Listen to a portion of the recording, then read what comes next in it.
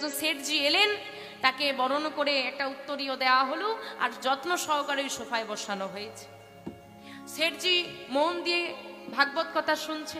তো পাঠক ঠাকুরের ইচ্ছে হলো যে ওই সেঠজির সঙ্গে একটু আলাপ আলোচনা করব, গ্রামের সব থেকে ধনী ব্যক্তি। তো পাঠ শেষে ওই পাঠক ঠাকুর ওনার কাছে গিয়ে বলছে, রাধে রাধে বাবা। হ্যাঁ রাধে রাধে। তা বলি তোমার বয়স কত? বলছে সবে 20। ঠাকুরের শুনেই মনটা একদম লাফিয়ে উঠেছে। কেন? দেখা যাচ্ছে বেটা 50 পেরিয়ে গেছে, বলে 20। চুলগুলো পেকে গেছে, শরীরে টান টান চামড়া কুচকে গেছে, বলে সবে 20। আচ্ছা এটুকু মেনে নিলাম, কিছু বললেন না। আচ্ছা তোমার সন্তান আদি কয়জন? বলে 1.5টা। মা তোমাদের কতগুলো করে গো? 2টো, 3টে, 1টা আর 1.5টা। কারণ নেই সে কি গো, কি করলে তাহলে জীবন? সেঠজির 1.5টা সন্তান আছে। 1.5টা সন্তান হয় কি করে? আচ্ছা ঠিক আছে, এটাও মেনে নিলাম, হয়তো মজা করছেন উনি। আচ্ছা বাবা আপনি তো এই গ্রামের সব থেকে ধনী ব্যক্তি, আপনার কিরকম অ্যাসেট আছে, মানে ধন সম্পত্তি কিরকম আছে? বলে 10,000 টাকা আছে আর একটা ছোট্ট জমি আছে। বলে দেখুন অনেকক্ষণ ধরে আপনার মস্করাটা আমি শুনছি, আর সহ্য হচ্ছে না। আমি তো কোনো মস্করা করছি না। মস্করা করছি না মানে আপনাকে দেখে মনে হচ্ছে আপনি 50 পেরিয়ে গেছেন, আর আপনি বলছেন আপনার বয়স 20। বলে ঠাকুর রাগ করবেন না, আমি কিন্তু একটা কথাও মিথ্যে বলি। তাহলে আপনার বয়স 20 কি করে হয়? বলে আসলে এই জগতে জন্ম নেওয়ার পর থেকে গুনতি শুরু হলেও ওই পারমার্থিক জগতে গুনতি তখন থেকে শুরু হবে যখন থেকে তোমার বয়স, তুমি দীক্ষা নেবে, গুরুচরণ আশ্রয় করবে, যবে থেকে তুমি গোবিন্দের দাস হবে। তুমি এইখানে মায়ের সন্তান রূপে জন্ম নিয়েছো, মা তোমার গুনতি শুরু করেছে। যেদিন তুমি বিশ্বপিতার সন্তান রূপে নিজেকে প্রমাণ করবে, সেদিন থেকে বিশ্বপিতাও তোমার গুনতি শুরু করবে। তাই গৌর হরি বল। তাই আমার বয়স 60 বছর। আমি এই 20 বছর 40 বছর বয়সে দীক্ষা নিলাম, তাহলে বয়স কত হলো? 20 বছর। আচ্ছা 1.5টা সন্তান কি করে হয়? বলে কেন হয় না বাবা? সন্তান কি আমার? সন্তান কি তোমার? কার? বিশ্বপিতা, তিনি সবার পিতা। আমার পিতা, আমার পিতরও পিতা, আমার সন্তানেরও পিতা। তাই যারা তার সন্তান হয় সেটাই প্রকৃত সন্তান, আরগুলো সন্তান নয়। আমার 3টি ছেলে মেয়ে। বড় ছেলেটা সম্পূর্ণ ভক্ত হয়েছে, মাঝের যে মেয়েটা হাব হয়েছে, হাব এখনো হতে পারেনি, আর ছোট ছেলেটা একদম অন্য লাইনে চলে গেছে। তাই আমি মনে করি যেটা গোবিন্দের সন্তান সেটাই আমার সন্তান, তাই আমার 1.5টা সন্তান। বলে তা না হয় বুঝলাম, আপনি তো পুরো গ্রামের সব থেকে বেশি বড় লোক, আপনার নাকি 10,000 টাকার একটা ছোট জমি আছে, মজা করছেন আমার সঙ্গে। বলে বাবা আমার কোথায় কত অর্থ আছে, কোথায় কত জায়গা জমি আছে, আমি নিজে হিসেব রাখতে পারি না। আমার হিসেব রাখার জন্য আবার লোক আছে। কিন্তু আমার মনে আছে আমি একটি মন্দিরকে একটি ছোট্ট জমি দান করেছিলাম, আর ওই মন্দির তৈরি করতে আমি 10,000 টাকা দিয়েছিলাম। এটাই আমার আসল সম্পদ। বাকি যত সম্পদ আছে সব রেখে যেতে হবে, ছেলে মেয়েদেরকে দিয়ে চলে যেতে হবে। এই সমস্ত সম্পদের গুনতি সেখানে হবে না, হিসেব হবে না। কিন্তু যেটা আমি গোবিন্দের জন্য দান করেছি, এই সম্পদটা আমাকে রেখে যেতে হবে না, ওইখানে গিয়ে সম্পদের গুনতি আমার হবে না। তাই গৌর হরি বল। তাই যেটা তোমার গোবিন্দ সেবায় লাগবে সেটাই তোমার, বাকিগুলো কিছুই তোমার নয়। তাই যেই না আশীর্বাদ করেছে কৃষ্ণ ভক্তি হোক, লালাবাবুর মনে খুব আনন্দ। এই বলেই চলে যাচ্ছেন। ব্রাহ্মণ ঠাকুর চলে গেলে এদিকে প্রহরী করজোড়ে দাঁড়িয়েছে। বাবু একটা কথা বলবো। বলো না। তুমি কষ্ট পাবে না তো বাবু? না না আমি কষ্ট পাবো না, বলো। আপনার পিতা আপনাকে বলে দিতে বললো যতদিন না আপনার রোজগার করার ক্ষমতা হচ্ছে আপনার যেন দেওয়ার বাসনা না জাগে। কি? আমার পিতা এত বড় কথা বললো, তা আবার সামান্য 1,000 টাকার জন্য? ছি ছি ছি ছি ছি। এত টাকার মালিক, কিন্তু সেই অর্থ মানুষকে একটু সাহায্য করতে পারে না, মানুষকে একটু দান করতে পারে না। এত বড় জমিদারি, টাকার উপর টাকা জমিয়ে পাহাড় করে ফেলেছে, কিন্তু একটু দানের বাসনা নেই। যার এত বড় জমিদারি কিন্তু মনটা এত ছোট, তার ঘরে আমি আর থাকব না। যাও আর পিতাকে বলে দাও যতদিন না আমার রোজগার করার ক্ষমতা হচ্ছে আমি দানের বাসনা তাকে জানাবো না। প্রহরী আর মানে লালাবাবু যে আঘাত পেয়েছেন এই খবরটা পিতাকে দিতে গেছে, আর সেই সময় লালাবাবু ওই জমিদারি পরিত্যাগ করলেন, মুর্শিদাবাদ পরিত্যাগ করে দিয়ে চলে এলেন বর্ধমান জেলায়। বর্ধমান জেলার একটি ফেরেশতাদারে 20 টাকা বেতনে কাজ শুরু করলেন। আহা, তাহলে এখান থেকে কি বোঝা যায়? লালাবাবুর বিষয়ের প্রতি আসক্তি ছিল না। এখনকার ছেলে মেয়েদের কথাই যদি বলেন, আমরা সবাই যদি একটু আরাম আয়েশ পেয়ে যাই, কঠিন সময়টাকে মেনে নিতে পারি না, কঠিন সময়ের সঙ্গে তাল মেলাতে পারি না। কিন্তু লালাবাবু জমিদার পরিবারের ছেলে হয়েও 20 টাকা বেতনে কাজ শুরু করলেন। পিতা মনে করলেন যে ছেলেদের একটু অভিমান থাকা ভালো, তা গেছে ঠিক সময় ফিরে চলে আসবে। বছর গড়িয়ে গেল, লালা ফিরল না। পিতার হলো অনুশোচনা, আমি অহংকার করে যে কথা বলেছি আমার ভুল হয়েছে। কে কোথায় আছো তোমরা? আমরা সবাই মিলে খুঁজো, আমার ছেলেকে তোমরা আমার কাছে ফিরিয়ে দাও। বহুদিন ধরে চললো খোঁজ, খোঁজ পাওয়া গেল না। অবশেষে খবর গেল বর্ধমান জেলায় আছে লালাবাবু। প্রহরীরা এলেন, কিন্তু কারোর কথায় তিনি ফিরলেন না। পুত্রের শোকে পিতা শয্যাশায়ী হলেন। খবর গেল লালাবাবুর কাছে, আপনার পিতার শেষ অবস্থা একবার দর্শন করতে চায় আপনাকে। যার এত বড় জমিদারি, কিন্তু মন এত ছোট, তার মুখ দর্শন আমি করব না। মারা গেলেন, পরলোক গমন করলেন লালাবাবুর পিতা। এদিকে তখনকার দিনের কথা বলছি, ধরুন যে জমিদার তিনি গত হয়েছে, আর পরবর্তী যে জমিদার সে এখন আছে কোথায়? কোথায় আছে? বর্ধমানে। এই খবরটা যদি অন্য জমিদাররা জানতে পারে কি হবে? ওই জমিদারি দখল করবে, সবাইকে বন্দী বানাবে, তাহলে বিপদ।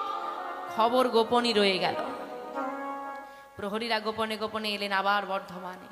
ফিরে চলুন, যার প্রতি আপনার অভিমান তিনি আর নেই, আপনি আপনার জমিদারি গ্রহণ করুন। না না, ওই জমিদারি আমার চাই না, আমি এই বেশ সুখে আছি।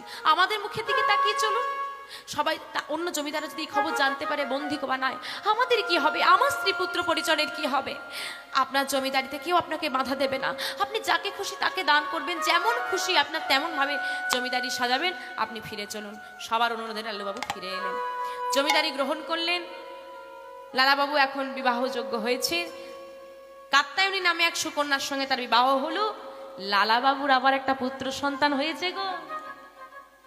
নাম রাখা হয়েছে আদর করে নারায়ণ। ধীরে ধীরে নারায়ণও বড় আদরের, ধীরে ধীরে বড় হচ্ছে। আজকে লালাবাবু সেই জমিদারি বারান্দায় আবার এসে বসলেন।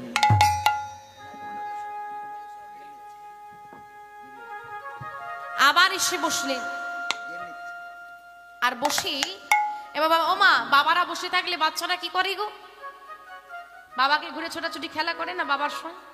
তো খেলা করছি, এমন সময় ভেতর থেকে কাত্যায়নী মা ডাক দিচ্ছে, এই নারায়ণ, তাড়াতাড়ি আয়, খাবারটা ঠান্ডা হয়ে গেল যে। আর নারায়ণ যত ছোটাছুটি করছে ওই বারান্দায়, লালাবাবুর মনে হচ্ছে এই বারান্দাটা আমি খুব ভালোবাসতাম, এই বারান্দায় প্রতিদিন আমি খেলা করতাম। আমার পিতার একটি অহংকার আমার ছেলেবেলাটা নষ্ট করে দিল। নারায়ণ মায়ের ডাকে ঘরের মধ্যে প্রবেশ করেছি, আর লালাবাবু চিন্তায় মগ্ন হয়ে গেলেন। সেই দিনের কথা, এই বারান্দায় আমি খেলছিলাম, হঠাৎ করে একজন ব্রাহ্মণ এসেছিল, তাকে আমি 1000 টাকা দিয়েছিলাম। এই কথা যেই না চিন্তা করছে, হঠাৎ করে দরজার সামনে একজন এসে বলছে, বাবু, আমায় কিছু ভিক্ষা দেবে বাবু, ও বাবু। থরথর করে লালাবাবু কেঁপে উঠলেন, কি? তাহলে কি সেই ঘটনা? হ্যাঁ হ্যাঁ, এই তো সেই বারান্দা, এই তো সেই ভিখারি। আবার কি সেই অভিশপ্ত জীবন আমার জীবনে ফিরে এলো? চিন্তা করতে না পেরে লালাবাবু ছুটে এসে দাঁড়ালেন সেই দরজার সামনে। কে তুমি? কি চাই তোমার? এখানে তুমি কি কারণে এসেছো বলো না। আমি কে জানতে চাও বাবু? হ্যাঁ হ্যাঁ, তুমি কে? বাবু, বাবু গো, আমি হলাম দিন ভিখারি। বাবু গো, আমি হলাম দিন ভিখারি। বাবু গো,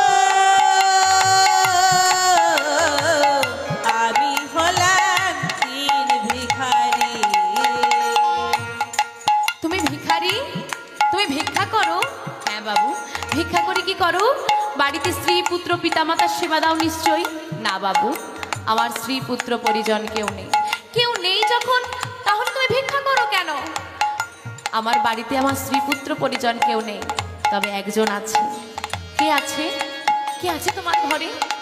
আমার আমার ঘরে আছে গিরিধারী। গিরিধারী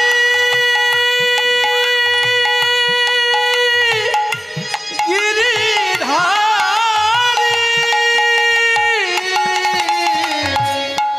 আমার ঘরে আছে গিরিধারী, তার লাগি ভিক্ষা করে।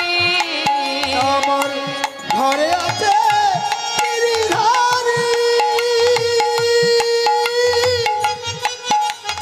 আমি তার লাগি ভিক্ষা করি। তারপর ভিক্ষা করো, তারপর কি করো? তারপর তারে সেবা দিয়ে পাই গো প্রসাদ। সেবা দিয়ে পাই গো প্রসাদ, সেবা দিয়ে পাই গো প্রসাদ। সেবা দিয়ে পাই গো প্রসাদ। এই তো আমার রীতি। আমি হলাম আমি হলাম আমি হলাম দিন ভিখারি। বাবু গো, তাই দুই সীতারাম আনন্দে হরি বল। দিন ভিখারি। বাবু গো, আমি হলাম দিন ভিখারি। তুমি তুমি তুমি ভিক্ষা করে গিরিধারীর সেবা দাও? দাঁড়াও, এখানেই দাঁড়াও তুমি। হ্যাঁ, আমি এখনই আসছি, এখানেই দাঁড়াও। ভিখারিকে দাঁড় করিয়ে রেখে লালাবাবু ভেতরে প্রবেশ করলেন। প্রবেশ করে একটা বড় পোটলা বেঁধেছে মা, বেশ ভারী। সেই পোটলাটা নিয়ে এসে ওই ভিখারির সামনে ধরেছে। এই নাও নাও, ধরো। এতে কি আছে বাবু? এতে এতে অনেক সোনা দানা মণি মোহর মুক্তা অনেক অনেক অর্থ আছে। বাবু, আমি তো আপনার কাছে এক মুষ্টি ভিক্ষা চেয়েছি, সোনা দানা রত্ন তো আমি চাইনি। আহ, তুমি ভারী বোকা তো। তুমি জানো তোমার এই অর্থ নিলে কি হবে? তোমার কি হবে বাবু? আমার তোমার তুমি আমার মতো বড় লোক হয়ে যাবে, তুমি আমার মতো জমিদার হয়ে যাবে। তোমাকে আর দাঁড়িয়ে দাঁড়িয়ে ভিক্ষা করতে হবে না, তোমার আর কষ্ট থাকবে না, তোমার অনেক বড় বাড়ি হবে, তুমি যা চাইবে তাই করতে পারবে, তোমার মন যেমন চাইবে তেমন হবে, তুমি তোমার গিরিধারীর সেবা দিতে পারবে, তোমার আর কোনো কোনো কষ্ট থাকবে না, কোনো দুঃখ থাকবে না। নাও ধরো। কিন্তু বাবু, কোনো কিন্তু নয়, ধরো বলছি। লালাবাবু জোর করে ভিখারির মাথায় তুলে দিয়েছে। যাও, এটা তুমি নিয়ে যাও, আমি তোমাকে ভালোবেসে দিলাম, কোনো দ্বিধা করো না, যাও। ওই বৈষ্ণব ভিখারি লালাবাবুকে প্রণাম করে চলে গেছে। আর লালাবাবু দরজায় দাঁড়িয়ে দাঁড়িয়ে ওই ভিখারির চলে যাওয়াটা দেখছেন, আর মনে মনে চিন্তা করছেন, একদিন 1000 টাকা দান করার ক্ষমতা ছিল না আমার, আর আজকে আমি প্রাণ ভরে দান করেছি। কিন্তু ভিখারি কি করলো মা? বেশ কিছুটা দূরে এসে, লালাবাবু তখনও দেখতে পাচ্ছেন পথ দিয়ে যে যাচ্ছে, চারিদিকে তাকাচ্ছে ভিখারি, কেউ নেই তো। যখন দেখলো চারিদিকটা ফাঁকা, কেউ নেই, সে তো জানে না পেছন দিকে লালাবাবু দাঁড়িয়ে আছে। ওই মাথার মধ্যে থেকে ভারী পোটলাটা নামিয়ে পাশের জলাশয়ে সজোরে নিক্ষেপ করে দিয়েছে। আর যেই না নিক্ষেপ করেছে, লালাবাবু দেখতে পেয়ে চিৎকার করে উঠলেন, ভিখারি! ভিখারি, এ তুমি কি করলে? ভিখারি, তুই কি করিলি রে?